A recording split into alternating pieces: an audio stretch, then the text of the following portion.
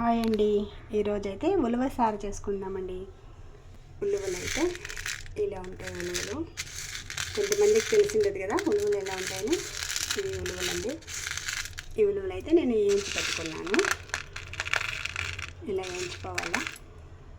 ఇప్పుడు కావాల్సిన పదార్థాలు: జీలకర్ర, మిరియాలు, 2 టమాటాలు, తెల్లగడ్డ, ఒట్టిమిరపకాయలు, కరివేపాకు. ఇప్పుడు చేసే విధానం చూస్తాం. పెనం పెట్టుకున్నాను. జీలకర్ర, మిరియాలు వేసిండాను. లైట్గా ఫ్రై చేసుకుందాం ఫస్ట్. ఇప్పుడంటే వేగిపోయినాయి. ఎండుమిరపకాయలు వేసుకున్నాను. ఉలువసారు అంటే ఉలువలు నానబెట్టి చేస్తాను కదా, ఉడకబెట్టి. ఇదైతే వేయించుకొని చేసేసుకోవచ్చు ఈజీగా. అవి నానబెట్టల్లా, ఉడకబెట్టల్లా, మళ్ళీ ఇట్లా కూడా బాగుంటుంది రసం. ఒకసారి మీరు ట్రై చేయండి. ఇప్పుడైతే ఉలవలు కూడా వేసేసుకుంటాను. దాంట్లో కొంచెం మెత్తగా అవుతాయి. మళ్ళీ ఇప్పుడైతే కరివేపాకు వేస్తాను. ఇప్పుడైతే అయిపోయింది. స్టవ్ ఆఫ్ చేస్తాను. ఇవంతా చల్లగా చేసుకొని మిక్సీ పట్టుకున్నాం. ఇప్పుడైతే చల్లగా అయిపోయినాయి. ఇప్పుడైతే మిక్సీలో వేసుకున్నాం. ఇది పొడి కొట్టుకుందాం ఫస్ట్. ఇప్పుడైతే ఇలా నున్నగా అయింది. దీంట్లోకి టమాటా, ఉల్లిగడ్డ, చింతపండు నీళ్ళతో సహా వేసేస్తాను. బాగా నున్నగా రుబ్బుకోవాలి. కొంచెంగా పసుపు పొడి, ధనియా పొడి ఒకసారి. ఇప్పుడైతే మసాలా అంతా ఇలా రుబ్బుకోవాలి.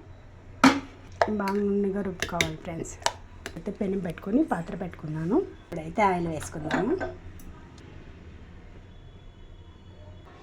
మసాలా అయితే గమ్మని స్మెల్. ఇప్పుడైతే ఆయిల్ కాగింది. సాసులు వేసుకున్నాం. మసాలాలో కొంచెంగా వాటర్ కలిపి పెట్టుకున్నాను. అంటే సాసులు చిటపట అంటున్నాయి. ఎండుమిరపకాయ, కరివేపాకు.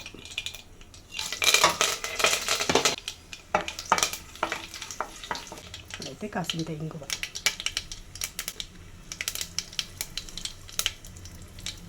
ఇప్పుడైతే మసాలా అంతా వేసేసుకున్నాం.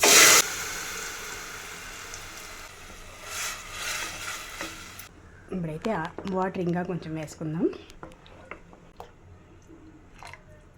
పెట్టుకొని ఉడికించుకుందాం. ఇప్పుడైతే ఉడుకుతుంది బాగా. ఇప్పుడు కొత్తిమీర వేసేస్తాం. ఇంకొంచెంసేపు ఉడకబెట్టుకుంటే సరిపోతుంది. మళ్ళీ ఇప్పుడు మూత పెట్టేసి ఉడకబెట్టుకుందాం. స్మెల్ గుమాలిస్తుంది ఫ్రెండ్స్. వాటర్ అంతా చూసుకొని వేసుకోవాలి. చూడండి, గట్టిగా అయిపోయింది. చాలా ఇంకా అయిపోయింది. స్టవ్ బంద్ చేసిస్తా.